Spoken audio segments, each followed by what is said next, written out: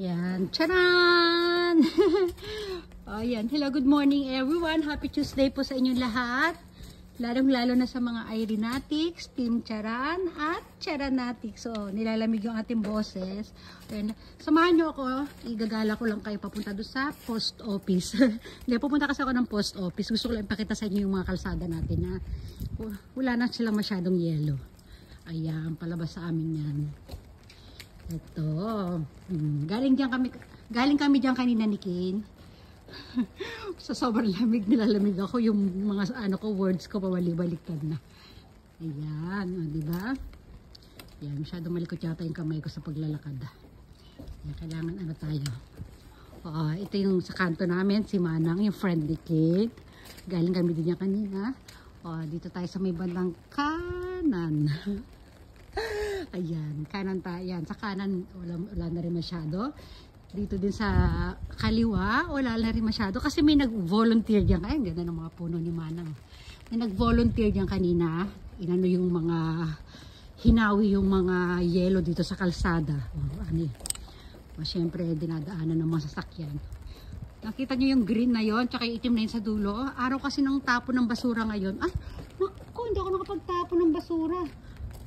Araw ng tapon ng basura ngayon. Ayan. Nagyelo na yung mga hindi ko naitapon yung basura namin. Ito, pakita ko sa yung mga kalsada dito ng aming mga kapitbahay. Yan. Kagabi, talagang nagyayelo yan yung mga paligid na yan. Ganda ng mga halaman nila. Diba? Para at least para nyo na rin akong sinamahan sa paglalakad dito sa malamig na kalsada. Diba?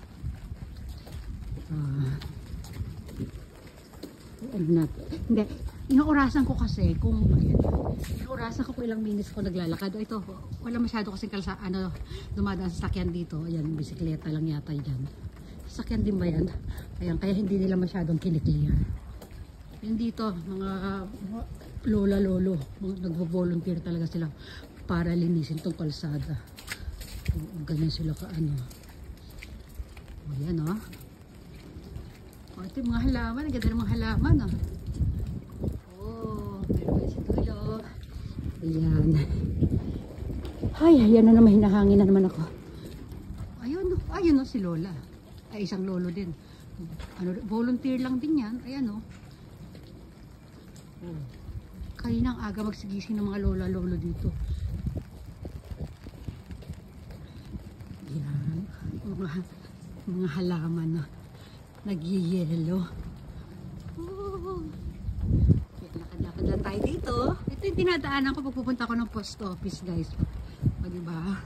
Pagka sinabi ko sa inyo na pupunta ako ng post office, ayan, malalaman nyo na kung ilang minuto ako. Ay, ganda dito. Paggabi, ganda dyan. Puro mga footprints na. Ganon din dito. Diyan sa gawin na yung papunta sa supermarket na malapit sa 7-Eleven. Yan. Kailangan huwag tayo maglakad sa mga may yelo kasi ito yung bakuran dito. Ang kailangan pag maglalakad kasi dito sa tatapakan ko yung mga dinaanan ng sasakyan. Ayan kasi parang hindi ako madulas. So, diba? Diba? At dito pa. Ganda naman.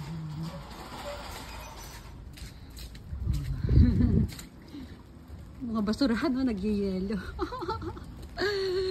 Parking area, ayan, diba? Ito, bakanting lote. May naglaro dito ng gumawa sila ng snow bear.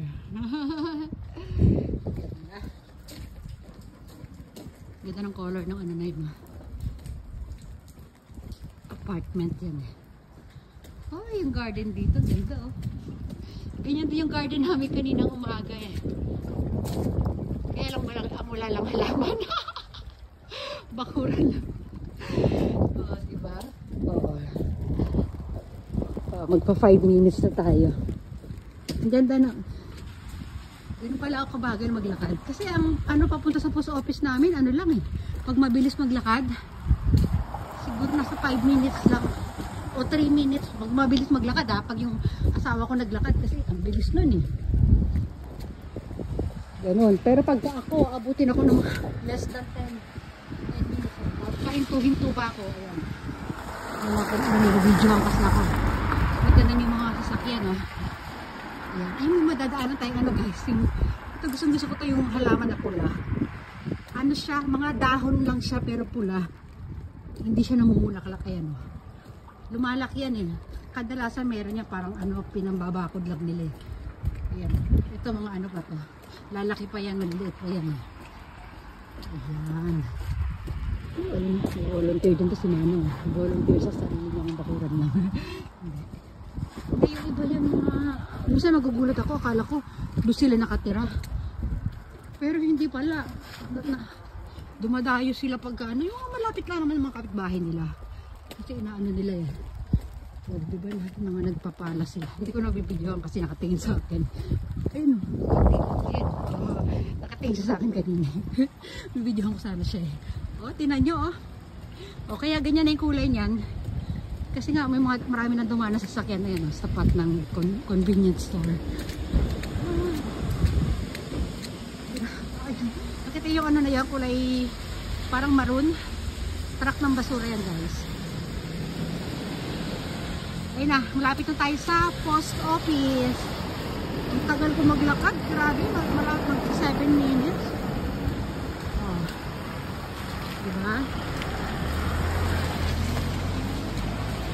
Ayan, naka-stop. Siyempre, i-stop tayo.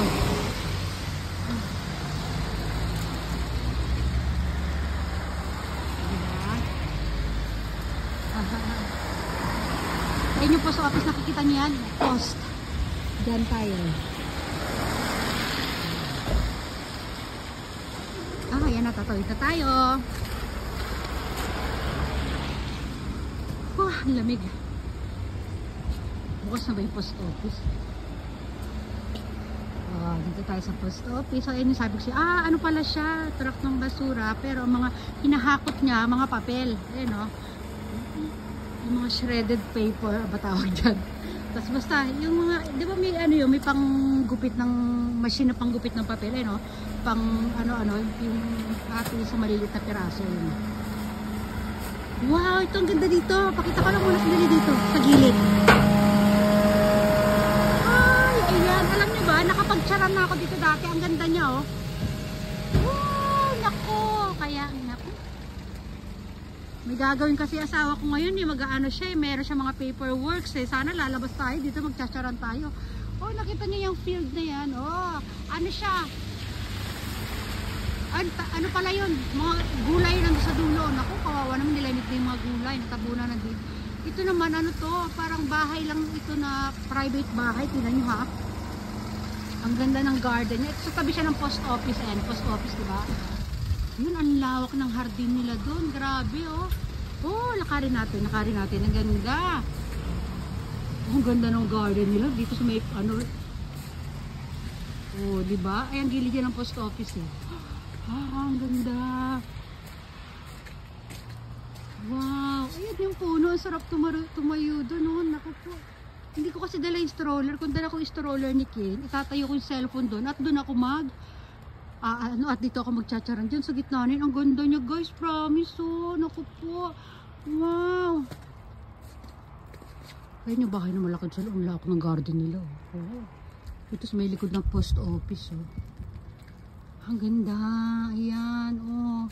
Doon sa dulo may ano doon eh. Yung parang health center. Uy, dito. Gusto ko dyan. Sa puno na yan. Oh. Ay, naku. Yeah, picturean ko to. Ayan, sige, lakad-lakad na tayo. Punta na tayo sa post office. Mapapagalitan na tayo ng asawa ko. Kasi sabi ko, saglit lang ako. Oh, ganda. Pinaabot ko lang na saktong 10 minutes itong video ko para, diba, may pang-upload na tayo. Gala-gala lang sa labas. May pang-upload ka na. Oh, yung mga halaman, oh, nilamig na. Kawawa naman sila. Oh.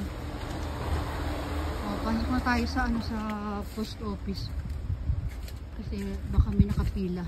Dito naman hindi masyado marami ang pila dito. Mabilis ang andar ng ano kahit magkaroon ng pila. Ayan. Oh, parang ayoko alisin yung mata ko dito. Bye! Bye everyone!